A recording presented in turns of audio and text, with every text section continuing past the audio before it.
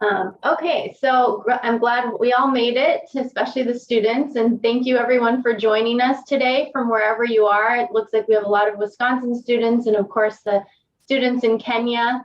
Like Sarah said, we are recording the presentation, so if you registered for this webinar, you will receive a link later. Please stay muted during the presentation, and if you have permission to be on camera, you can leave your cameras on, but you can also turn them off if you'd like. If you're having bandwidth issues, you might try turning your camera off. That might help. You can use the chat box throughout the presentation to enter questions, and we'll address those at the end of the presentation during a Q&A session. And we've also enabled live transcript, so that's available if you want to use it. It's down at the bottom of your screen, and you can click it, and it'll start a live transcript during the presentation. So I'll go ahead and introduce myself. My name is Jenny Christopher. I am with the Wisconsin K-12 Energy Education Program, also known as KEEP. And we're super excited to have the students here from Nakuru Day School in Kenya. One of the things that we love to emphasize, whether we're in the classroom or we're doing student or teacher professional development or in our curriculum, is real world connections, especially in energy. So we're really excited to have this real world connection right here. KEEP's goal is to increase energy literacy throughout Wisconsin and all Wisconsin schools. Opportunities like this are super important because it allows students like you to make meaningful and interactive connections with your peers from around the world. And we can also learn that even though geography separates us, there's actually lots of similarities between us and our peers from around the world. So if you're a student in Wisconsin, I want you to think about how this project is important to you as a student here in Wisconsin. For example, what are some opportunities that you have to do something similar to this project where you are? Or maybe what are some opportunities that you might find to travel or visit or study in African countries and related to projects like this one, as you're going to see later. And then without further ado, I'll introduce Sarah Winju, which is why we're all here. She brought us this wonderful opportunity. She used to be a KEEP staffer, and currently she's the advisor for the International Support Network for African Development Advisors Community. So welcome, Sarah. All right, thanks, Jenny. Good morning to all the schools in Wisconsin, and good afternoon to all of the schools and students in Africa. I'm based in Stevens Point, Wisconsin, and last year I was, last year I was contacted by the International Support Network for African Development about their need for advisors for their environmental education program. And I was honored to have been invited to be an advisor. So thank you for this opportunity. And I'm inspired by what I've learned from the students at the Nakuru Day School. And I hope you all are inspired as well. Like I said a little bit ago, it is 4:46 in the afternoon in Kenya right now. So it takes some work trying to plan a webinar to early morning and then later in the afternoon, but I'm so glad you all took the time to be on the call, and I appreciate that. So thank you for joining us. It takes time to learn about new projects, to listen to each other, to learn from each other, and I don't think we do it enough. So I'm so glad you could be here to learn from the students in Kenya. These students that will be presenting have finished their last year of school now. So they've completed their testing. They're moving on to bigger things. So we thank you for the students for going back to school today to be able to share with us. Also joining us on this webinar are other students from African countries who also received funding from the International Support Network for African Development, who also implemented environmental education projects at their schools. These other projects have taken place in Nigeria, South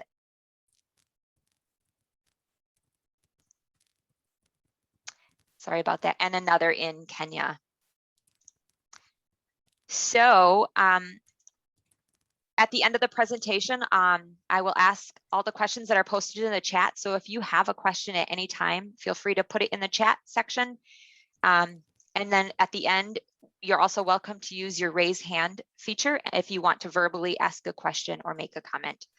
But at this time, I would like to introduce the Executive Director of the International Support Network for African Development, Adi, to introduce the program and the project the students worked on.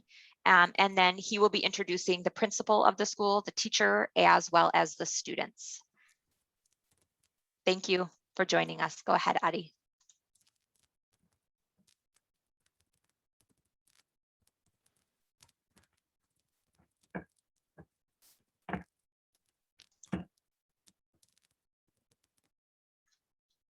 Adi, can you hear? Oh, looks like he was in the waiting room. He must have left. I'm admitting him again.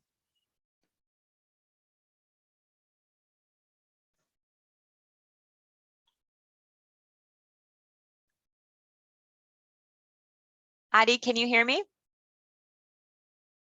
Hello, I can hear you now. All right. I'm sorry, just went off. So, good afternoon. Just to thank you very much for organizing the webinar. I'm very grateful, on behalf of ISNAD-Africa, for putting this together. Actually, I just do a short presentation of ISNAD-Africa, just to give a little background to what we're doing, what we are into, and so, do I have the permission to share my screen? You should be able to share your screen. Yeah, I'm going to try that now. Okay, great. So, yes, I can see I have it. Okay, can you see my screen? Just to put in, excuse me, sorry. Yep. Just to put in presentation mode. So, 1 second, please. Okay, great. All right, so good afternoon. Adede Adeleke is my name, and I'm the Executive Director for the International Support Network for African Development, ISNAD-Africa. Can you hear me clearly? Oh, great, great. Okay, so ISNAD-Africa, as the name sounds, actually the aim and the objective of setting up the organization is to raise global multi-stakeholder support for green growth in Africa, basically clean energy transition and climate resilience. But in the recent years, we have brought in other dimensions which involve conservation and biodiversity, nature conservation and biodiversity to it. So we operate more in the green growth complex. And we're up to now, we've been running about 4 programs, initiatives, one of which is what we're dealing with today, which is the environmental education program. But just to give an idea, what we're saying in essence, even if you look at the logo of the organization, it has something round like the whole globe, and then we put Africa on top. We're calling it as raising global and multi-stakeholder support, and it's going across the world to raise support to lift up Africa for green growth. Basically, that's the idea of the organization. It's a network of about 1,500 professionals, researchers, and students from about 140 countries across the world. Our flagship program is the Mentoring for Research program, which is within the pillar we have put there, the thematic pillars of each of the program. Is a capacity building program, just like EEP. But this is done at the university level, and the objective is very simple. We understand that Africa needs to develop renewable energy resource. We have huge energy resource, renewable energy resource. We have challenges with climate change and all that. But the challenge is that we have huge resources to solve our problems. We have the problem that we are facing. However, the gap in between them is the knowledge and capacity, which we don't have. And when we have students who come up with good ideas to solve this problem, at the faculty level in the university, they reject them. Why? These courses are simple, are new courses within the education system. And in Africa, many of us are still working with the curriculum we did in 1980. So because there are no researchers with expertise to supervise these ideas for research in the university, many of these ideas are rejected. So we felt, okay, guys, if you have any discipline you have, engineering, theater, art, we don't care. As far as you want to do your thesis, at master's and PhD level, you want to do your thesis on any topic on green growth, renewable energy, environment, climate resilience, and the likes, we are able to get you go across the world, like I explained with the logo, go across the world, get expertise for you, get somebody with strong expertise in the specific topic that you want, and link you up so it becomes a research tripod. We have the students, the students in the university, we have the experts that we get, then we call mentors. In this program, we call them advisors. But for that program, we call it mentors. And then we have the supervisor of the students in the university who form a research report to solve this problem. And this has been very successful. We have done impact in, I think, about 55 universities across 22 African countries. And that is that about the mentoring for research program. Coming down scaling in, cascading it at the secondary school level is to say, can we look for secondary school students?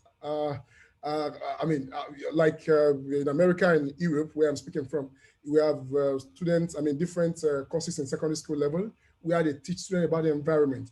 If we actually want to attain a sustainable future, then we have to develop and equip those who will define the future themselves. And that's the vision of this program. So unlike in developed world where we have secondary school students understanding some of these things from their courses in university, many of the African universities have not developed curriculum for environmental education at secondary school level, not even at the university level, not at the secondary school level. So we're saying, and this leaves environmental education to extra curricular programs. This is why we took this avenue to enter into schools and see how we can empower secondary schools with this. And of course, what we are doing thus far is just the beginning of it. We have a bigger scope, setting up clubs here and there. So that is the idea. The Africa Fund, I won't take your time with the other programs. I just mentioned them in brief. Africa for Nature Earth Initiative was in response to COVID-19, where we did nature and because of the connectivity of nature with COVID-19, that's what we're responding to. And we did advocacy reaching over 6.2 million people within 19 weeks. And it's featured in several newspapers across Africa and Europe. The same thing with Green Growth Africa platform is a new initiative we have developed and but it's yet to be commissioned. So I wouldn't take your time about that. I'll be more than willing to share, but because I don't want to take your time, I want to give the time to the students to be able to share their project. Sustainable Agriculture Projects is a project on conservative agricultural practices, which we want to set up a farm, but all that, I won't take your time with it. I just move briefly to the environmental education program itself, which is aimed, like I've said, I think I've explained a bit, to empower students in secondary school in African countries, one, to identify environmental challenges and needs in their communities, two, to conceptualize solution ideas by applying what they have learned in classrooms to solving environmental issue, and of course, gain hands-on experience and implementation in the implementation of the idea, which we support with funding, with mentorship, and thanks very much to Sarah. This is where she comes in. And she has gone beyond that. She was just really an advisor, and she has gone beyond that to even create a wider perspective and connectivity, which we are very grateful for. Up to now, we have had the program in Nigeria a couple of times, South Africa a couple of times, Cameroon once, Uganda once, Kenya. Kenya are the guys we are meeting now, so there's no need to. And we are grateful. I must acknowledge the support for this year, because annually we look out for support. For this year, the NAEEE, that's North American Association for Environmental Education, with support for Wells Fargo in America, are the ones supporting this program. That's where we're able to give funds. This is the first time we're able to give funds, actually. Thanks to them, they granted me a Changemakers grant, which we decided to use for EEP, and then to distribute to schools to support them. Thank you very much. So these are some of our support organizations, past and present. And I'd like to say, in brief, Africa is too rich to be poor. I choose to act. I do hope I did not take your time too much. Thank you. Thank you so much for that. So inspiring. Would you like to introduce the school and the students and the principal?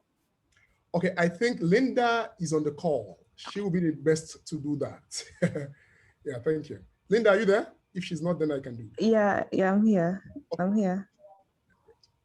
Okay, thank you, Sarah, for this wonderful webinar. Would you like me to be out of the room, Mina? Pardon?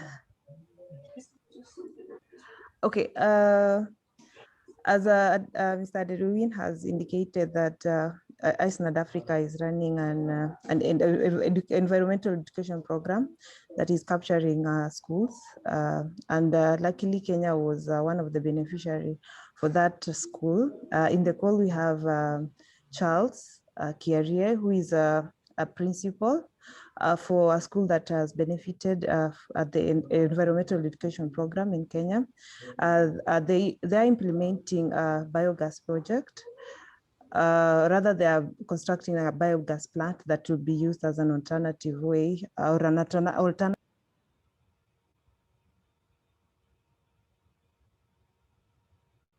Linda, I think she's mistakenly muted. Yep, Linda, we can't hear you. No, she's muted, probably by mistake.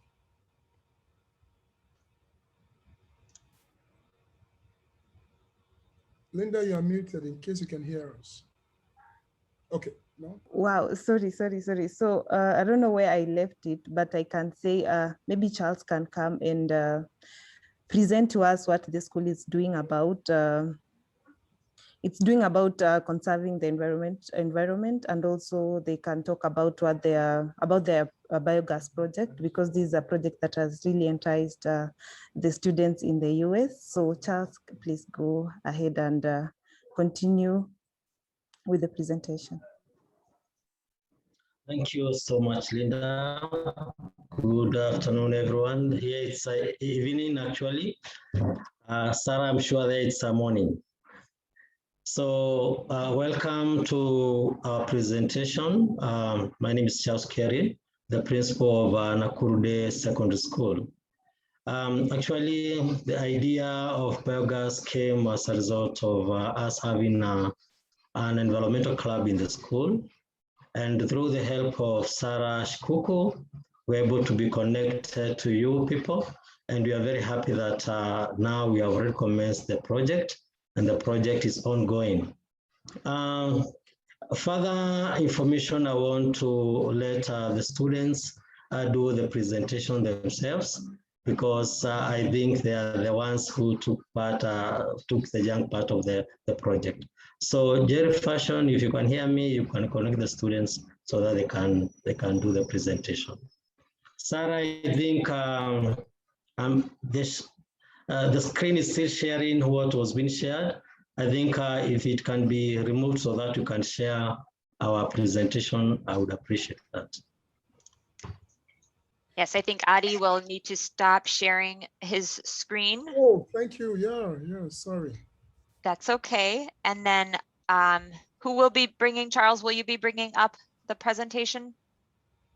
The students will do that, but I can share the screen so that they can go ahead and do the presentation. You should be able to share your screen now. Okay.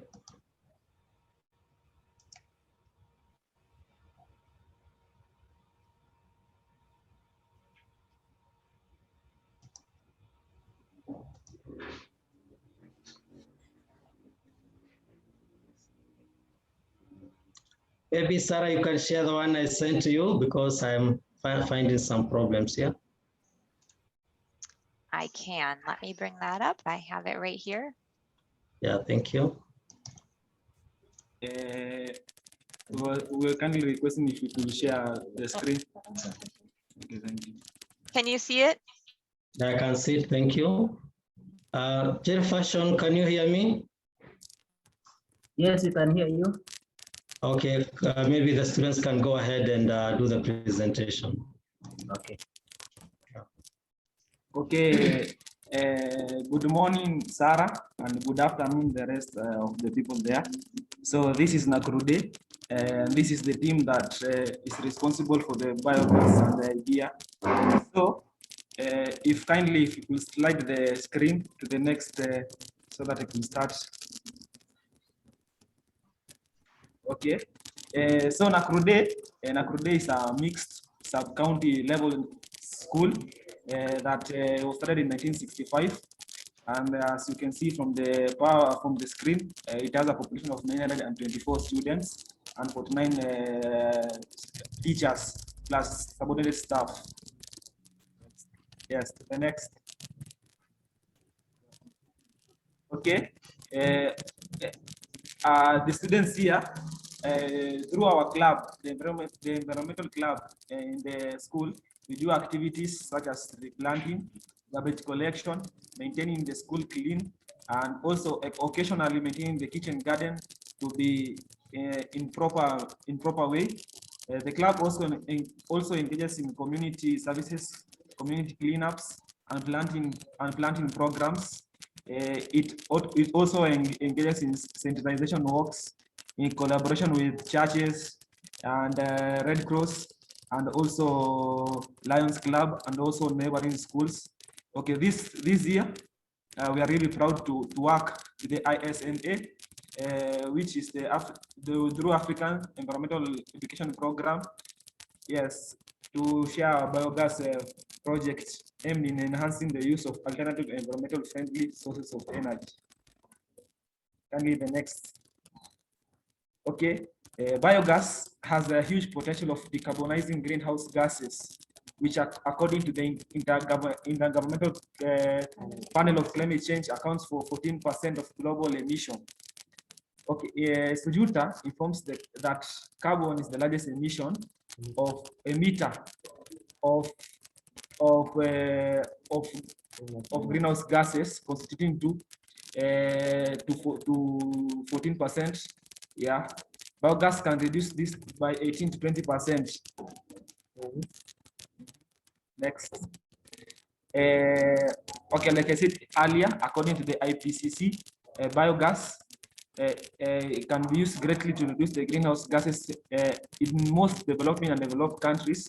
The anthropogenic activities increases greenhouse gases in the atmosphere, leading to global warming.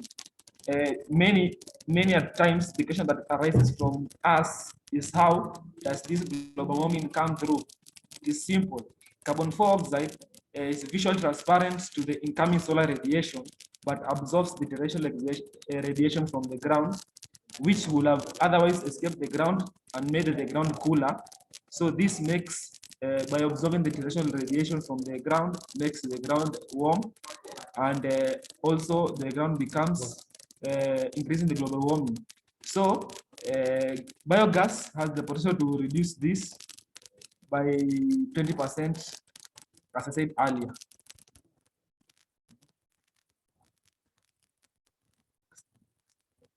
Okay, methane is the second contributor of greenhouse gases after carbon dioxide, but biogas has the means of mitigating this and reducing methane to the atmosphere, and also makes the soil, improve the soil fertility, and also improve the circulation of air, and also makes the environment greener, reducing deforestation. Yes.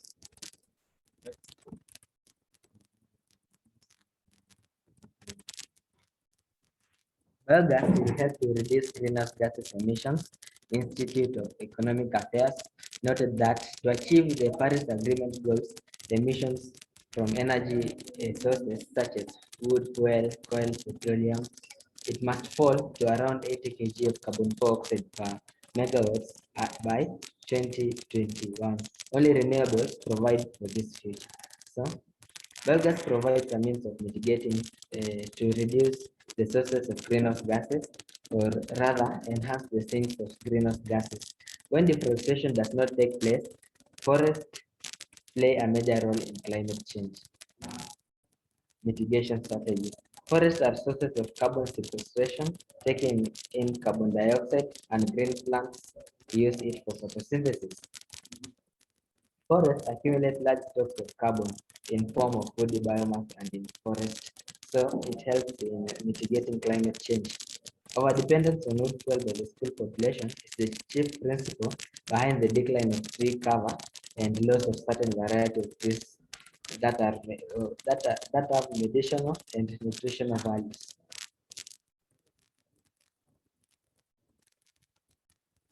So her proposed solution is that all the waste, including food remains, animal and plant remains, produce methane and that is a greenhouse gas. Biogas system has the capacity to reduce methane, as you have said earlier, So reducing methane emission does not only have climatic effect, but also enhances plant growth because when deforestation does not take place, a wide variety of trees will be able to grow. So this will enhance the sinks of carbon dioxide. All this enables resilient communities to access sustainable energy sources in an efficient way using locally placed resources, hence its implementation. Livestock are already in place. We have around 15 cows. Materials for construction of biogas is we have already constructed the biogas plant and it is already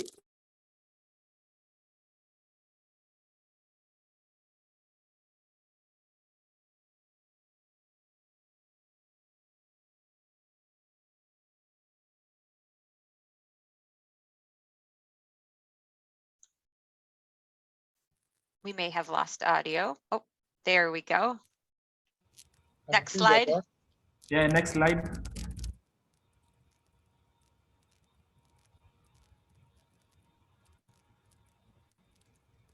So these are the benefits that the school is expecting: cutting cost of cooking fuel by around 20%, making some financial saving estimated at 20,000 to 40,000 Kenyan shillings, saving trees and effective use of powder, get organic fertilizer for us in the school kitchen garden. The entire school community will get an opportunity to learn on alternative environmental friendly energy use, a cleaner and a better community environment. All these are benefits and some importance of the biogas usage. Kindly the next slide. Okay, implementation of the biogas project. Okay, after a successful application of the following has taken place, the procedure, the necessary items, and on that April 2020, after getting funding from the EEP and ISNAD, on that April, the school put up a biogas unit. After 15 days, the gas built up, and in the 22nd of April in 2021, commissioning of the biogas project started, which we'll see in the ahead slides. Okay, in this picture, here, ask the students who were digging the hole where the biogas was going to be put. So we worked hand in hand with the technician and we dug the hole. Yes, and that was it. The next slide. And this photo, we were helping the technician in assembling and putting together the biogas balloon. The green material there is the biogas balloon, and the pipe that you can see us students holding are one of the pipes is where the cow dung mixed with water in the ratio of 1:1 is going to be put, and the other one is where the unused or the used cow dung will be moving out. Kindly the next slide. So here is a picture of the biogas digester after 10 days of our accumulation of the gas. It is not that swollen since the gas is little. The next slide. So here is a picture of 12 days of the gas buildup in the digester. You can see it's a little bit swollen, but and this part here, this part, there's a part here that near the screen. That is where the cow dung mixed with water in the ratio 1:1 is put. The inlet, that is called the inlet pipe. Yes, that one. It's called the inlet pipe. Yes. And the next slide. So that's the photo of the biogas after 13 days, and the person inside there is a worker hired by the school to make sure that the cow dung is fed into the digester regularly.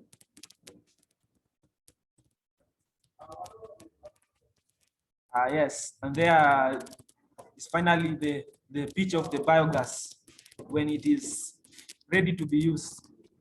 It is really swollen, meaning that the gas inside there is a lot. Pressure is enough to be used. Yes. Okay, here is a photo of a technician making sure that the cooker is being installed in the kitchen, ready to be used by the school for cooking. Yes. Okay, there is the technician testing that the cooker is working efficiently, and as you can see, it's lighting, so it's working. And there is a picture of the cooks observing the cooker burning. There is a picture of the cook testing the fire by boiling water in a pot. Yes, there are the students, home science students, as here in Kenya we call them the students that make meals. And here you can see them cooking. It was porridge, the cooking porridge, so that we could see if it's functioning, and it was functioning well. Yes, that's all. Yeah, that's all. Thank you. Thank you.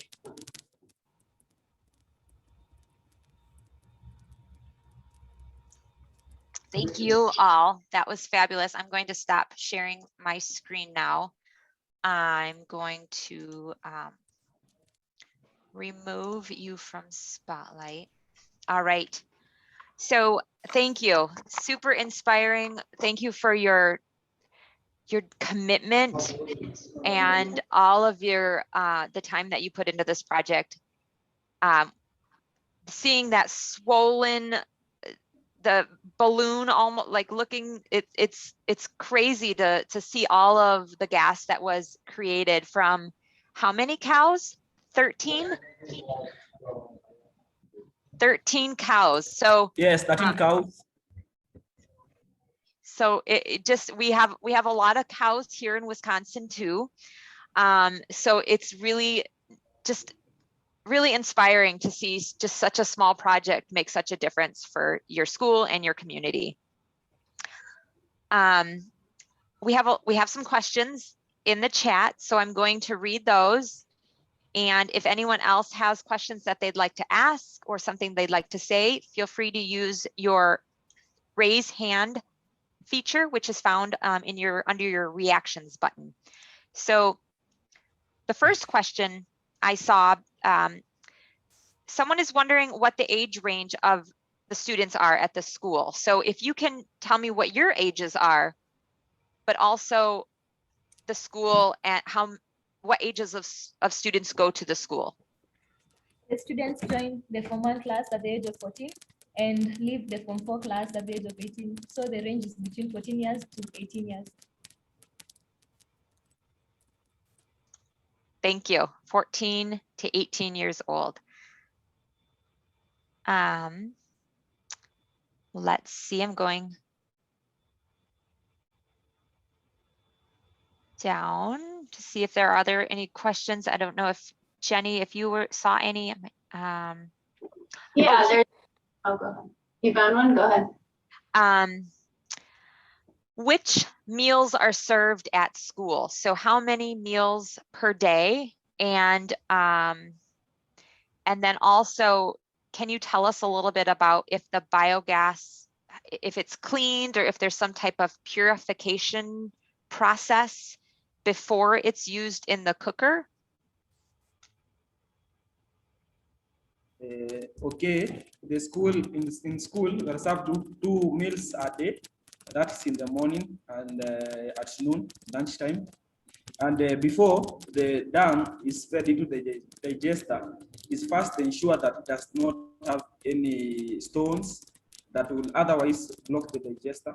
So the dung from the cows and the wastage of food must be clean so that it does not block the pipe in the digester.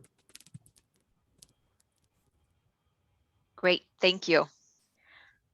Wauwatosa Montessori School is wondering, how do you get the dung into the digester? What's the process of collecting the dung and getting it to the digester? Okay, there's a school worker who collects it and comes with it to the biogas digester. So the cow dung is put into a drum, a big drum, and mixed with water in the ratio 1:1. From there, it is stirred. Until it becomes viscous. So then we fed it into the biogas digester through the inlet pipe, and that's all. Great. So you put it into a big drum, mix it with water, 1:1 ratio, and then pour it in to that big pipe that we saw in the picture. Okay. And then they're also wondering if you're planning or if there have been any conversations about solar or wind power at your school. I think that's the project that the young people in the environmental club that we have left behind, we are going to encourage them to work on that kind of projects in the foreseeable future. So that this kind of projects working with you guys does not come to an end. So maybe they'll do a project on wind or solar energy next year. I think that's what's really exciting, is that these students will be mentoring the next group of students and will be working with the younger students to continue sustainability projects at their school. So even though they're graduating, they're committed to making sure that that next group of students continues to do some great work. So thank you for that. We'll be excited to see future projects at your school. Can you tell us, Prairie Phoenix Academy wants to know, what does the emissions smell like after the gas is burned in the kitchen? So is there a different smell to this gas?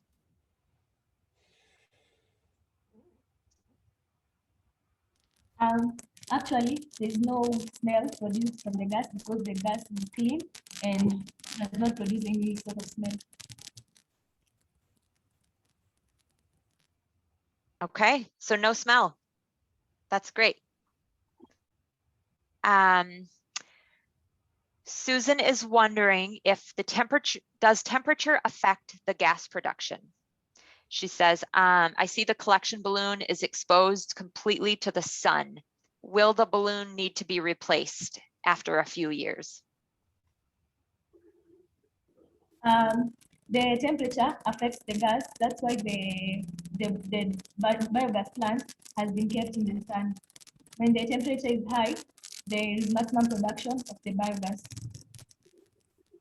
So the optimum temperature of the biogas production is 30 degrees centigrade. How long will that balloon last, do you think, before it needs to be replaced? Honestly speaking, I think that question is a little difficult because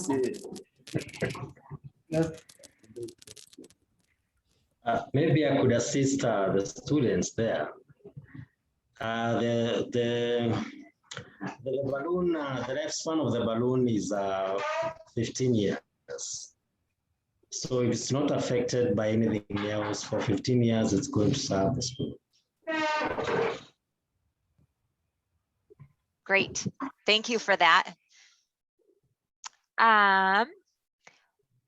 Some students are wondering if you also learn at your school math, reading, writing, all of the normal studies that that these students are learning here in Wisconsin schools.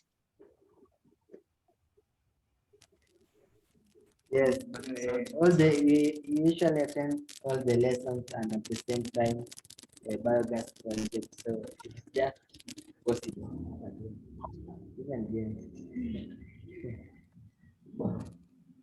Great. Yes. So yes, they learned all of those studies and installed the biogas plant at their school. Okay, so someone is wondering again, how does the gas get into the kitchen? And I think we showed in the picture, there's a pipe that leaves the biogas balloon and is piped right into the kitchen and is hooked into the cooker.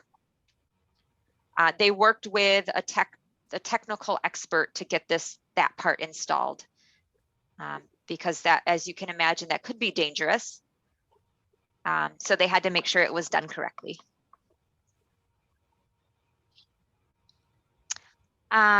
Some are wondering about school life in general. Can you tell us a little bit about just what school is like at your school? Maybe how your day starts and what you do while you're at school, and then the end of your school day. Okay, we are the schoolers. We normally come to school at around 6 and leave the school at around 6 again. So we attend a maximum of about 8 lessons a day. All the life skill lessons included, such as this environmental club lessons, so their counseling and all the clubs in general.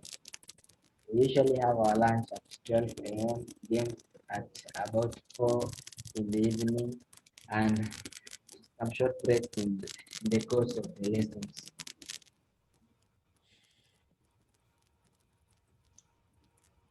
Great, thank you. And feel free for those on the call, if you want to raise your hand and ask a question, you're welcome to. Otherwise, I will continue to read the questions in the chat. There's some good questions, so thank you for that. And I'm not sure if we'll be able to get through them all. We could probably talk all morning with these students, but we will have to end around 9:30, so we have about 5 more minutes. How many households will one biogas unit of that size serve? So you have that biogas plant at your school for the school kitchen. Is that something that one home would be able to use for their cooking, or would they use something smaller?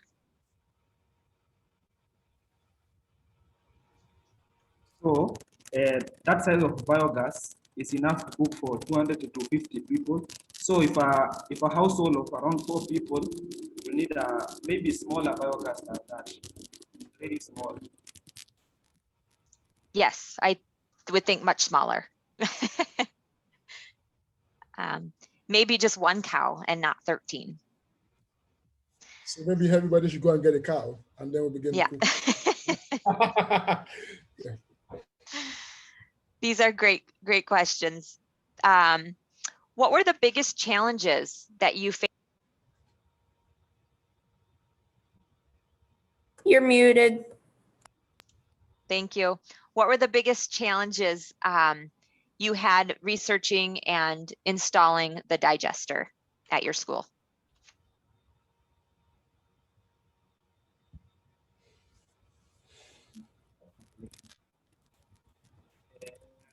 Okay, during the installing of the biogas, maybe digging the hole was a little bit tiresome. Yes, yes, that's what I can say. That's the only challenge that we saw during the installation of the biogas digester. And maybe to collect the cow dung, you know, the cows the cows are working as they so it's a bit challenging. So you said digging the hole was challenging and also collecting the dung from the cows. Yeah, I can imagine. What would happen if the balloon got a tear in it or ripped? Is there a way to fix it?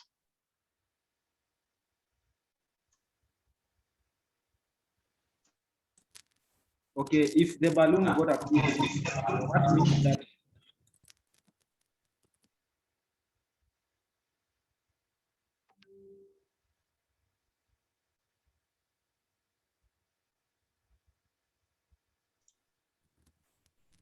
sorry, if the balloon got a tear, that means that the gas that will have accumulated inside the biogas will escape to the atmosphere. So there will be no gas to do the cooking, and also if it has a tear, there's no way that it can be repaired. You just have to get a new balloon and just do the whole installing thing again. What happens if too much gas builds up?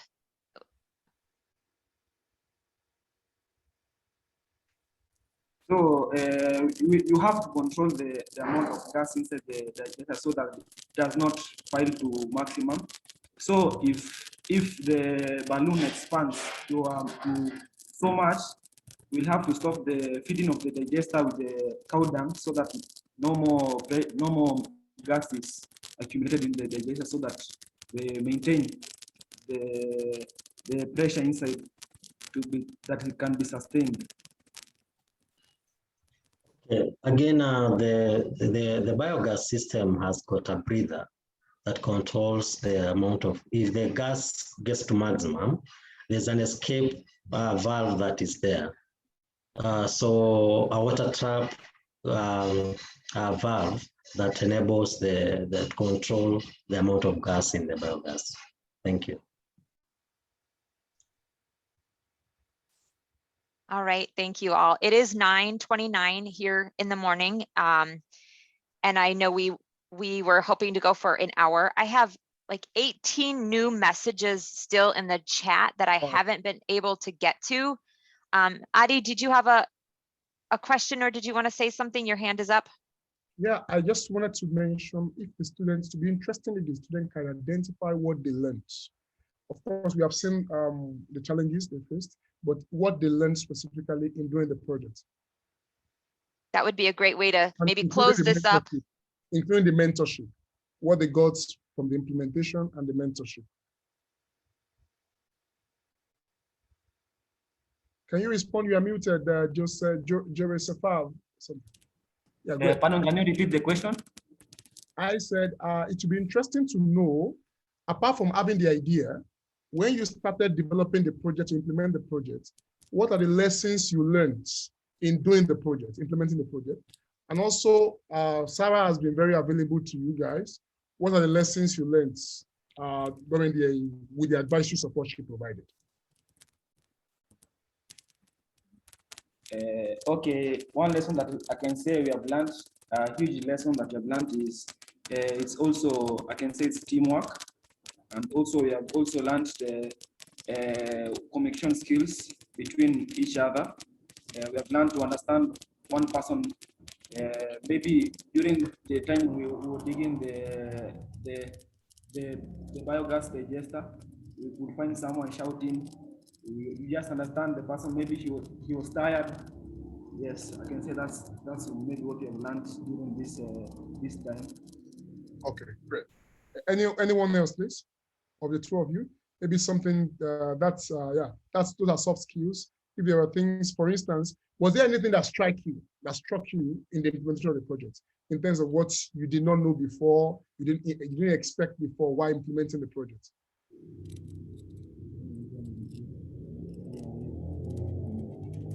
I don't think so. You don't think so? Okay, that's fine. It means that you had the proper planning, because normally when you're implementing a project like this, when you start off, during the implementation, you find some challenges that, oh, we didn't know this before, we didn't expect this before, and things like that. You understand? So that's fine. Maybe you had a very good planning. Thank you very much. Thanks to Sarah and the schools. And schools, we are very grateful for this opportunity.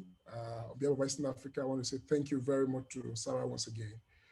You've gone beyond what was expected, and we are really very grateful. Surely we're going to do a writing to you to see how we can communicate further. Thank you very much. Thank you all for joining us. What I put in my chat is that what we'll do is I'll take all the questions that we haven't been able to get to, because there are a lot of them, and I'll send them to the students, and we'll see if we can get them to answer them. And then I can send them all out, and everyone will hopefully be able to get their questions answered, and we'll send that out by email. So if anyone has any final comments that they'd like to say, feel free to raise your hand. Otherwise, you can use your reaction button and give these students a round of applause, a thumbs up. We really appreciate all of you for being here. You're inspiring. You've inspired us all. So thank you and good luck with what comes next. Thank you all. Have a wonderful day, everyone, or evening, wherever you are in the world. Thank you for all that you do, all of you. Thank you. Thank you very much. Thank you very much. You. We appreciate it. Thanks, Sarah. Thank you. Thank you. Thank you. Bye-bye. Thank you. Bye.